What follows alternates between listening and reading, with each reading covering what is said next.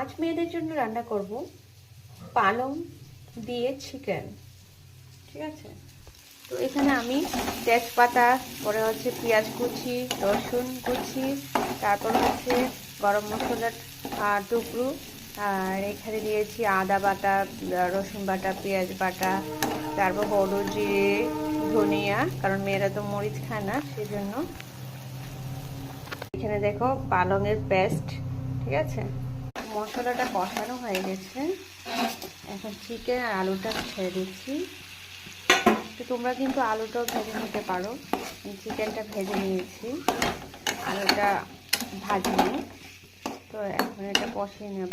কষানো হয়ে গেছে, আমি জল দিয়ে দিচ্ছি। যে বাচ্চারা পালং খেতে চায় না তাদের জন্য এই রেসিপিটা খুবই উপকারী, কারণ পালংয়ের শাকের মধ্যে খুবই পুষ্টিগুণ আছে। তো সবাই এরকমভাবে বাচ্চাদের জন্য চিকেন রান্না করে দিবে, তাহলে দেখবে পালংয়ের উপকারটা পেয়ে যাচ্ছে, প্রোটিনের উপকারটা পেয়ে যাচ্ছে।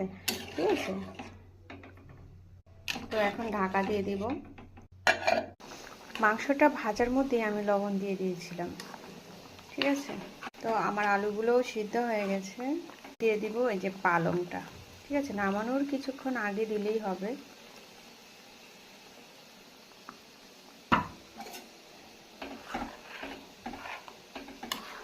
এটা কষানিতেও দিতে পারো আর এখনও দিতে পারো, এটা সবার যার যার রুচি অনুযায়ী।